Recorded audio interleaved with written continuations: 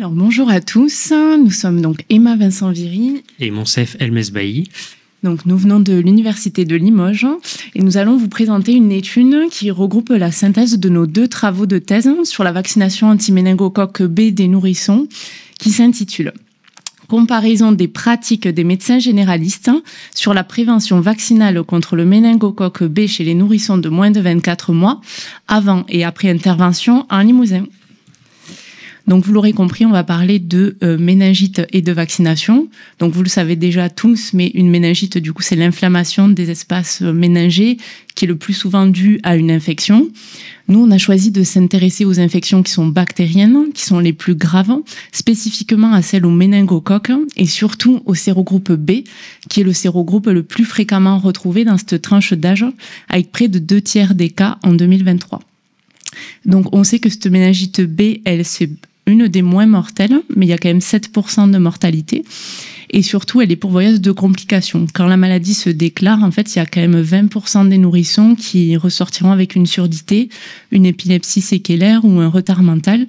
Et quand cette maladie, elle se transforme en septicémie avec les emboles septiques, il y en a certains qui seront handicapés à la suite d'amputations. Donc c'est pour ça qu'on a trouvé important ce travail de prévention sur les médecins généralistes pour les inciter à vacciner, parce que donc il peut y avoir des conséquences très importantes. Il y a eu 32 cas avant l'âge de 12 mois et en fait, cette vaccination en France, elle existe depuis 2013, mais elle est surtout effectuée depuis 2021, qui est la date en fait des recommandations vaccinales et surtout la date du remboursement des doses, s'il y en avait au moins une qui est effectuée avant l'âge de 2 ans. Elle apparaît au calendrier vaccinal donc en 2022. Et donc, les injections se font à l'âge de 3 mois et 5 mois pour les premières doses et le rappel à l'âge de 12 mois. Nous, dans notre étude, on cherchait à se comparer à une étude de Santé publique France faite en 2022 qui a estimé qu'à l'âge de 8 mois, les nourrissons, ils avaient reçu au moins une dose de vaccin pour 48,8% d'entre eux. Donc nous, on voulait savoir quelles étaient les pratiques en Limousin et surtout si le fait d'apporter une information supplémentaire aux médecins permettait de modifier ces pratiques. Donc l'objectif de notre étude était de comparer la pratique des généralistes du Limousin concernant cette vaccination chez les moins de 24 mois avant et après intervention. Donc pour cela, nous avons réalisé une étude par audit de pratique en 2 temps. Donc je vous ai mis la carte avec les régions concernées. En fait, c'est la petite région Limousin qui appartient à la Nouvelle-Aquitaine et on a ciblé les 3 départements, donc la Haute-Vienne, la Creuse et la Corrèze. Dans ces départements, on cherchait à inclure 10 médecins par département. Pour ça, on les a randomisés par liste que nous avait fournie le Conseil de l'Ordre et on est allé les rencontrer pour être sûr qu'ils participent bien aux 2 parties de l'étude. La cible, c'était les nourrissons de 3 à 24 mois de leur patientèle. Ils devaient en recruter 10 sur les 2 parties et du coup étudier la pratique de cette vaccination. Donc vous voyez sur la gauche le schéma de cette étude. Au milieu de l'année 2023, donc le recrutement s'est effectué. Puis la première partie, qui a été la thèse de Monsef, s'est réalisée entre septembre et octobre 2023, où ils ont inclus du coup les premiers nourrissons. Ensuite, il y a eu une pause. C'est le moment où ils ont été tirés au sort pour savoir s'ils recevaient du coup un podcast qui avait été créé pour cette étude, qui durait moins d'1 minute 30 et qui les informait sur cette vaccination, soit un calendrier vaccinal à jour avec le vaccin méningocoque B, soit ni le calendrier ni le podcast. Et on refaisait la même étude avec les mêmes questionnaires en 2e partie, qui a constitué ma thèse entre janvier et février 2024. Alors concernant les résultats, donc on avait pu inclure donc 22 médecins, c'est-à-dire il y avait 12 hommes et 10 femmes. Donc l'âge moyen des médecins, il était d'environ 46 ans. La majorité exerçait en cabinet de groupe.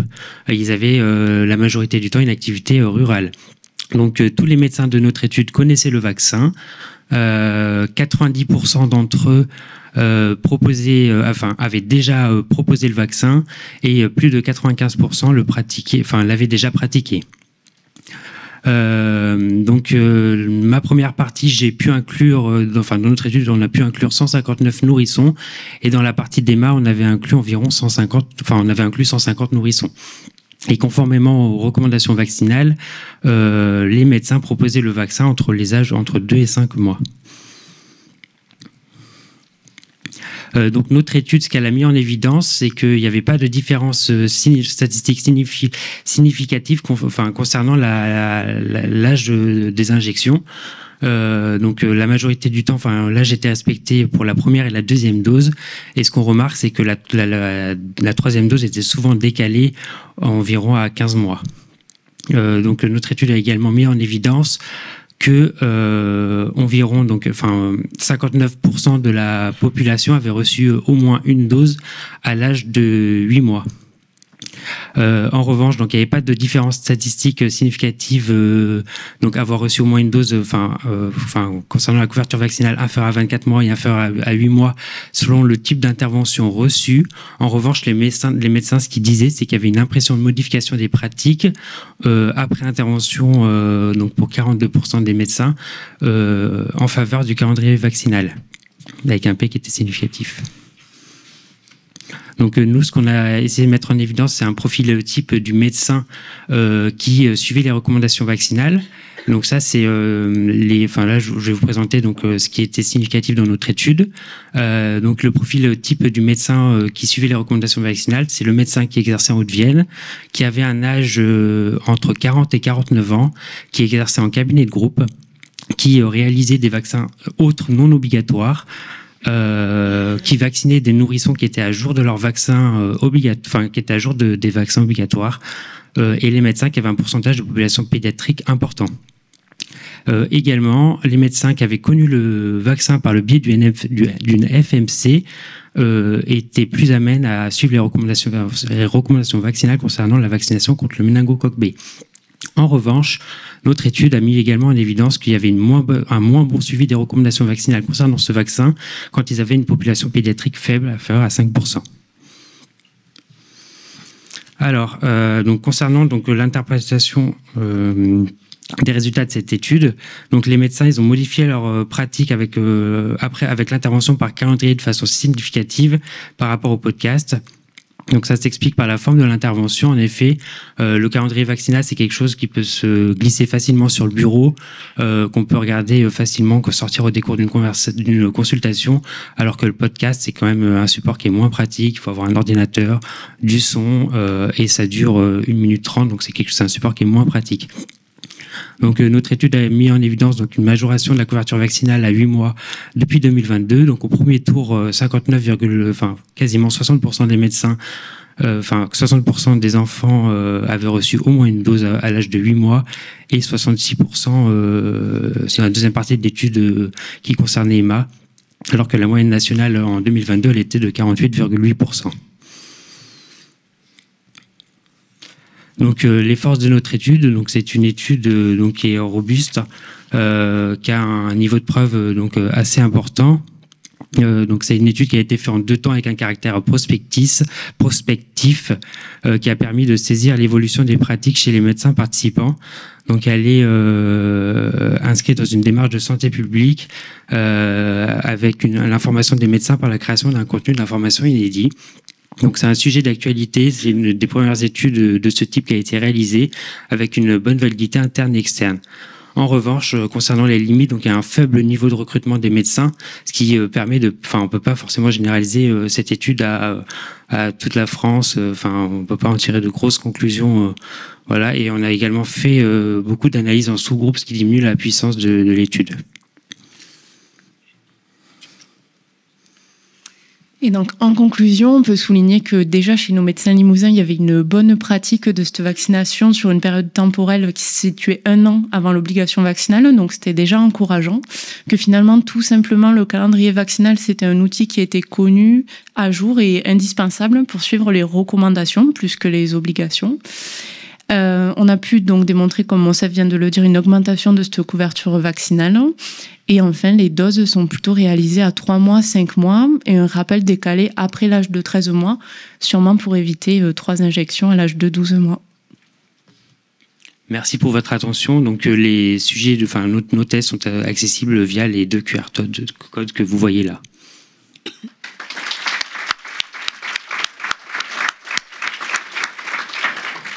Merci beaucoup pour cette présentation très intéressante. Place aux questions d'environ une dizaine de minutes.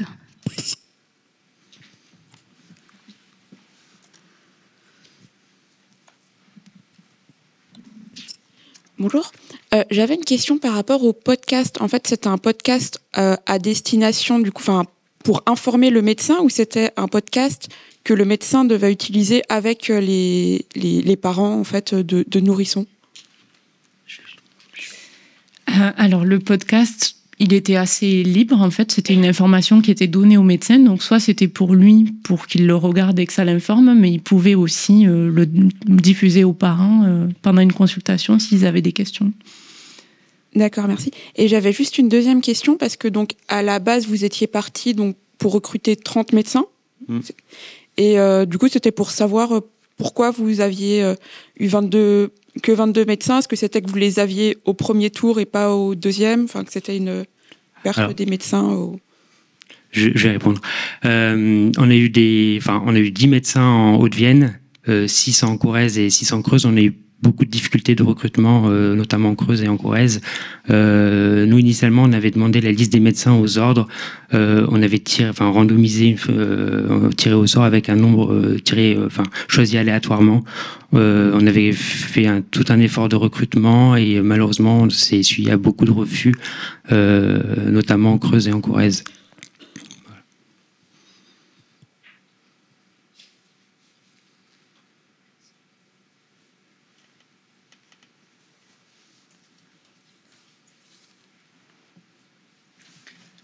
Moi, j'ai une petite question. L'intervention calendrier vaccinal, c'était calendrier vaccinal commenté ou c'était juste réception du calendrier vaccinal sans commentaire? Non, c'était donc soit ils recevaient rien, soit ils recevaient juste le calendrier vaccinal sans aucun commentaire, soit le podcast, voilà. Okay, mais juste le calendrier vaccinal simple.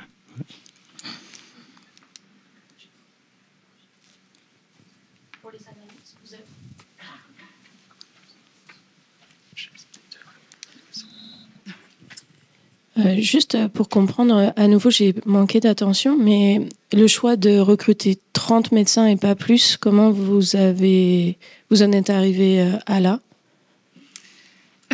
Comme on sait que ça allait être difficile sur une étude en 2 temps qui demandait un suivi, on s'est basé sur un nombre pas trop exigeant de médecins quand même. Donc on pensait que aléatoirement, sans vérifier dans d'autres études particulièrement, 10 par département, ça serait déjà un exploit, ce qui n'a pas pu être le cas dans tous les départements. Parce que là, on est dans des départements avec un nombre de médecins quand même conséquent, j'imagine quand même. 600. Non, je me rends pas compte. Il me semble qu'il y avait sur le Limousin 600 et quelques médecins. 600, hein? Ouais, voilà, c'est ça. Ouais. Parce qu'il y a quand même 76 médecins en Creuse, donc on voit que c'est pas la panacée. D'accord. Ah ouais. Voilà. Ah ouais, ok. Non, mais parce que nous, on panique à 30 médecins à Mayotte, donc. Ok. Dans la Creuse, il y a combien d'habitants? Enfin, juste si quelqu'un sait. Je dirais environ 100 000 habitants. Enfin, c'est un petit département à la Creuse. Ok. Ouais. D'accord. Non, mais parce qu'après, pour faire des analyses sur des tout petits groupes, au niveau stade, vous vous êtes débrouillé comment? Parce que quand il reste 5 personnes, on vient dans les limites de ce qui est possible. Non, on faisait soit un test de Ki2 quand c'était possible, et sinon c'était un test de Fischer quand les effectifs, quand il y avait moins de 5 personnes, on faisait un test de Fischer avec le logiciel Biostat TGV. En fait, les tests ont eu beaucoup d'effectifs parce qu'au final, sur les médecins, c'était des stats descriptives. On leur avait donné un questionnaire pour qu'ils aient leurs réponses socio-démographiques. Mais en fait, les analyses, elles se sont faites sur les 150 et les 159 nourrissons. Donc là, ça a fait des effectifs plus importants quand même. Ah, mais c'est... Effectivement, je ne l'ai peut-être pas bien suivi. C'est plus intéressant, effectivement. Merci. La Creuse, je crois que c'était même dans les journaux, qu'il n'y a pas assez de médecins. Je pense qu'il y a peut-être plus que 100 000 habitants. Regardez.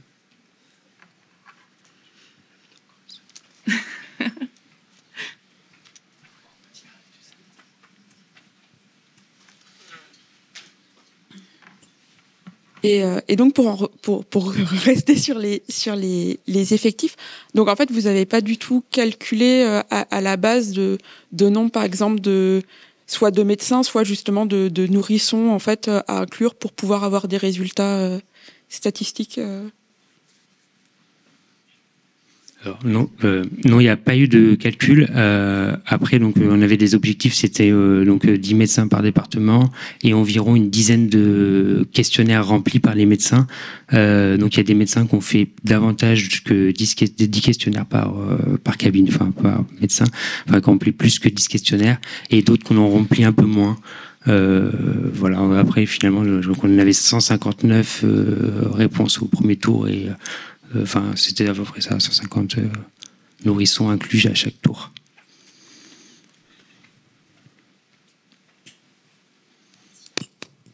Bonjour, Marie Rodier de Lyon, merci pour votre travail.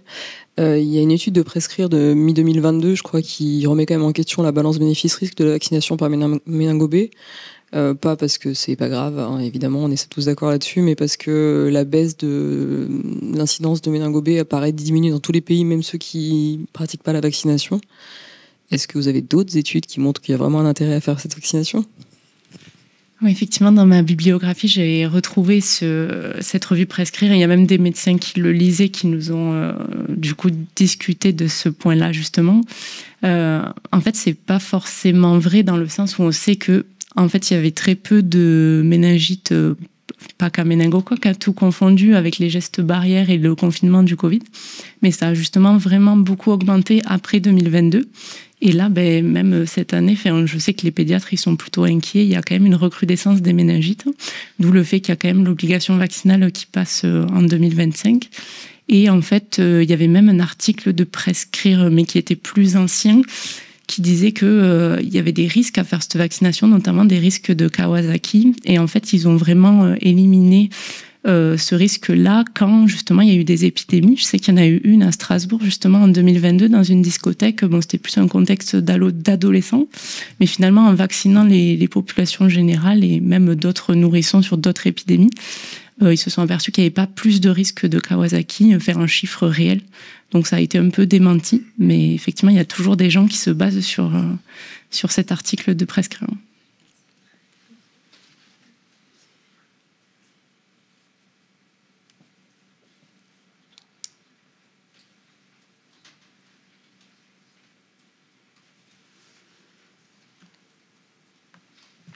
Pas d'autres questions ?